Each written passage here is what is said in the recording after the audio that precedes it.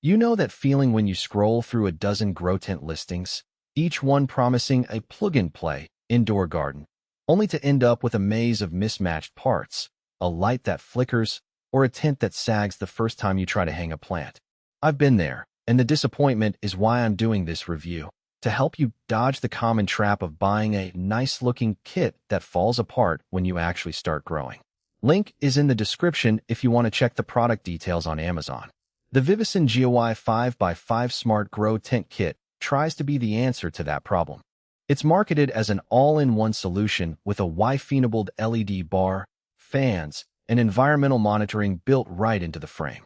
The idea is appealing. You unpack a single box, set it up in a closet or spare room, and then let an app handle temperature, humidity, and lighting schedules. But the question is whether the convenience translates into real-world results, especially if you're a hobbyist who wants consistent yields without spending a weekend troubleshooting. First off, who actually benefits from this kit?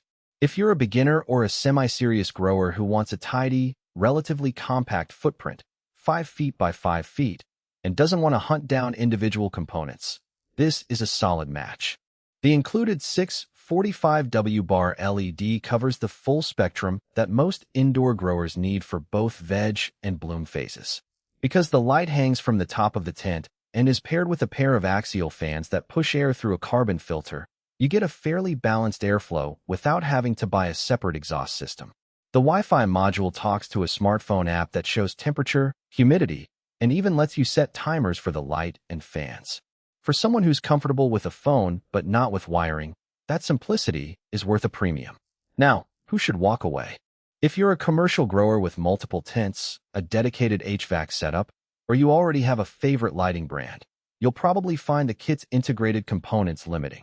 The tent's height is about 6.5 feet, which is fine for most medium-sized plants. But if you're aiming for tall varieties like some indica strains, or you want to add a trellis for training, you'll quickly hit the ceiling. Also, the Wi-Fi interface, while slick on paper, can be a bit temperamental in homes with crowded networks. I've seen the app drop connection after a few days, forcing a manual reset. If you need rock-solid reliability and prefer wired controllers, that could be a deal breaker. Let's talk about the actual setup experience because that's where many all-in-one kits stumble. Unboxing the VIVOSUN GY is surprisingly organized. Every piece has a numbered bag, and there's a quick start guide that walks you through attaching the frame, sealing the seams with the provided tape, and hanging the LED bar. The fans snap into pre-drilled slots, and the carbon filter slides into the back vent without any extra tools. In my test, I got the tent up and running in about 30 minutes, which is a lot faster than piecing together a tent, separate light, and separate ventilation.